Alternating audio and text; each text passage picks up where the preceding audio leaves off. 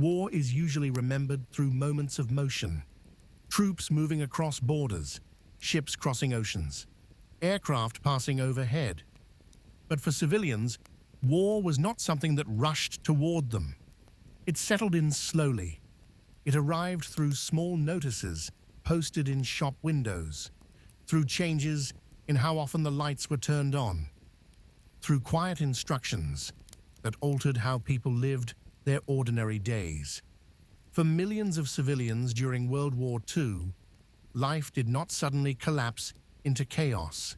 Instead, it became regulated. Daily routines continued. Waking up, working, cooking, resting.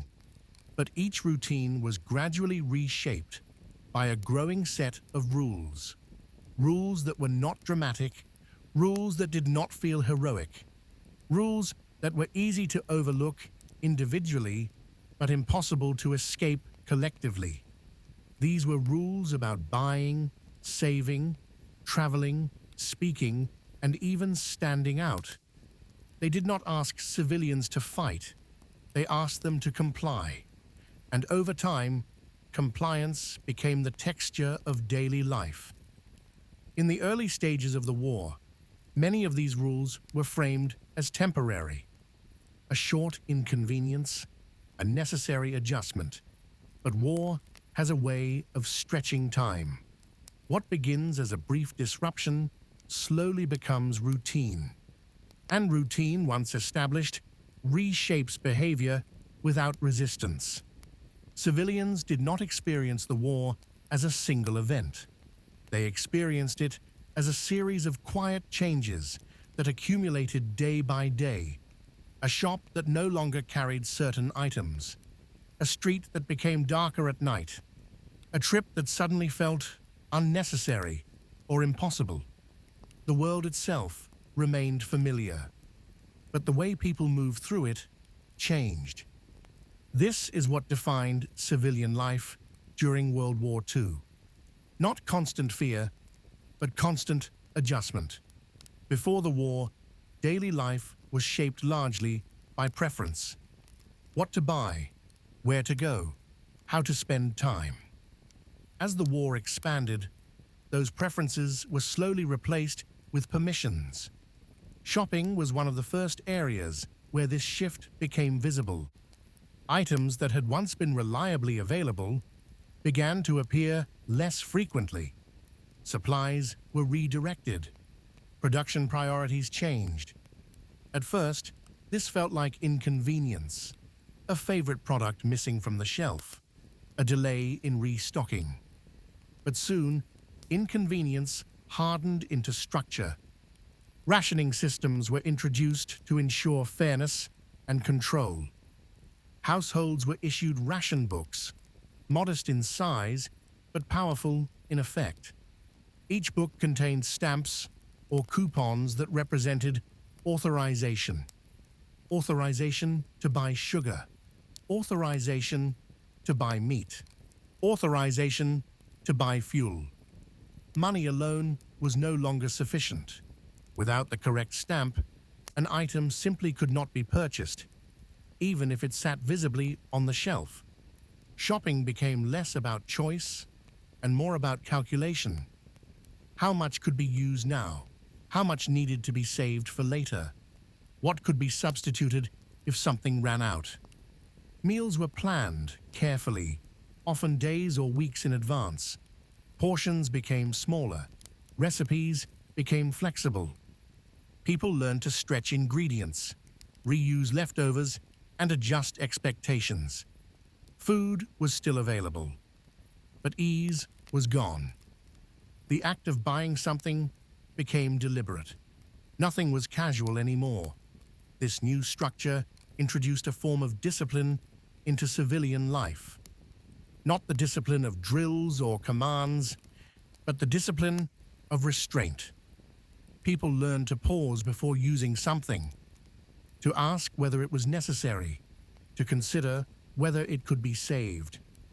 The rules were not enforced loudly. They did not arrive with urgency or spectacle. They arrived quietly, through forms, stamps, posted instructions, and social pressure. Over time, people internalized them. What once felt restrictive slowly felt normal. Children learned these rules without question. Adults adjusted their habits with little resistance because there was no alternative. War did not demand constant attention. It demanded consistency. And consistency, repeated daily, reshaped civilian life more deeply than any single event. By the time these early rules were fully in place, something subtle had already changed. People no longer thought in terms of abundance. They thought in terms of allocation. They did not ask, "What do I want?" They asked, "What am I allowed to use?" This shift affected more than shopping. It affected movement. It affected conversation. It affected how visible people allowed themselves to be. Civilians were not simply following rules. They were living inside them. And as the war continued, these rules expanded outward, touching nearly every part of daily life. It began to shape how people thought about value. Before the war, value was often tied to convenience. If something broke, it was replaced. If food spoiled, it was discarded. If clothing wore thin, something new was purchased. During the war, that logic no longer made sense. Materials were no longer seen as disposable. They were seen as shared. What one person wasted was something another person might need. This idea quietly transformed civilian behavior. Rationing was not experienced as a single restriction. It was experienced as an ongoing system that required attention every day. Households tracked their stamps carefully. They knew exactly how much sugar, butter, or meat they were permitted to use in a given period. Running out early meant doing without later. This made planning essential. Meals were no longer spontaneous. They were scheduled, portioned, and often repeated. People learned which foods lasted longer and which needed to be used immediately. They learned how to stretch meals without appearing to do so. Substitution became second nature. If meat was scarce, meals relied more heavily on vegetables or grains. If sugar ran out, desserts disappeared quietly. There was no sense of indulgence. Food became functional. Eating was still comforting, still social, but it was no longer excessive. The kitchen became one of the primary places where civilians interacted with the war, not through fear, but through discipline. As rationing tightened, waste came under scrutiny. Throwing something away was no longer a private act. It carried social weight. Food scraps were reused whenever possible. Vegetable peelings became soups or stocks. Leftovers were carefully saved. Nothing was discarded without consideration. This extended far beyond food. Clothing was repaired again and again. Small tears were patched. Worn fabric was reinforced. Shoes were resold. Buttons were saved. Zippers were reused. Paper was conserved. Metal was collected. Glass jars were cleaned and stored for future use. People saved items they did not yet need, because they might need them later. This habit of saving became deeply ingrained.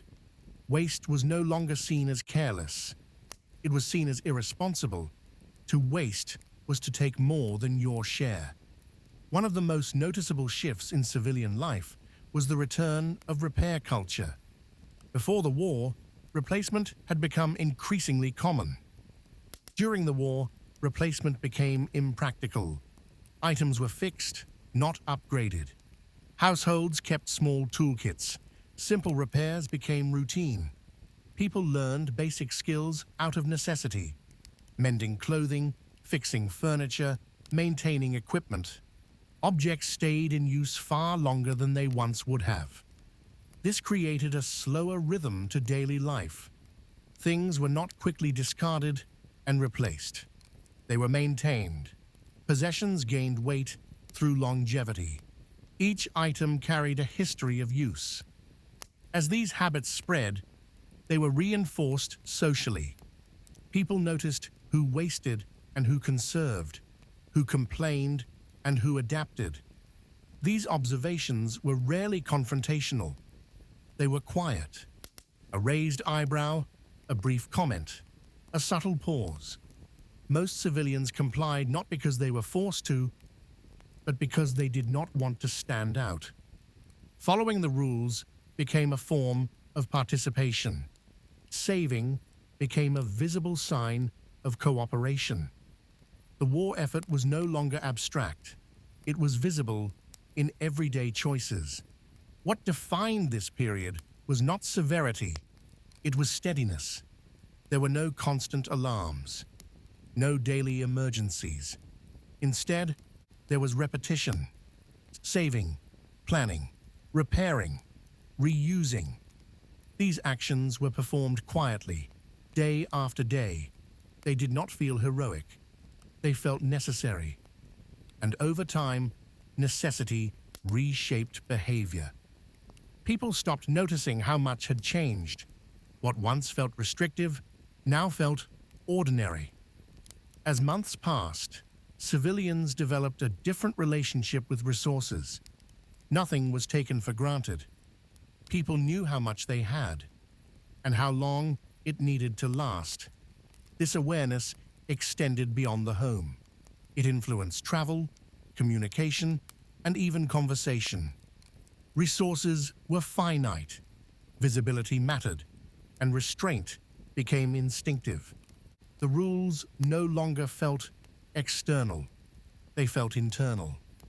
Civilians were not just obeying regulations, they were living within them. As rationing reshaped what people consumed, another set of rules reshaped how they moved and how visible they were allowed to be. These rules were not about saving materials.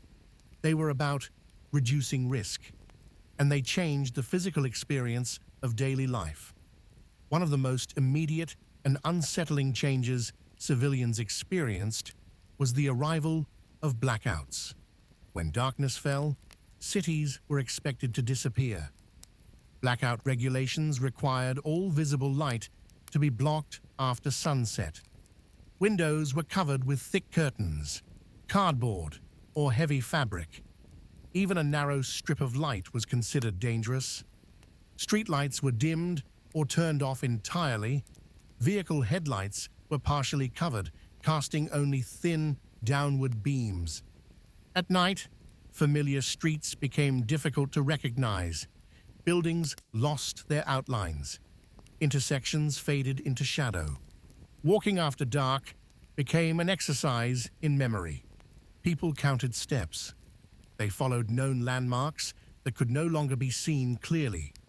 Inside homes, lamps were moved away from windows. Curtains were checked repeatedly. Families learned how to live in partial darkness. Air raid wardens moved quietly through neighborhoods, ensuring compliance. Their presence was calm and procedural, not threatening. The blackout was not enforced through panic. It was enforced through expectation. Everyone understood the purpose, and everyone adapted. The blackout was more than a physical condition. It altered mood. Evenings became quieter. Activities ended earlier. Conversations softened. Movements slowed. Darkness compressed time. Without bright streets or illuminated windows, nights felt longer. The world felt smaller. People spent more time indoors, together, not because they were instructed to, but because there was nowhere else to go. The blackout turned entire cities inward. Alongside darkness came restrictions on movement. Fuel rationing limited how often people could drive and how far they could travel. Leisure travel disappeared almost entirely.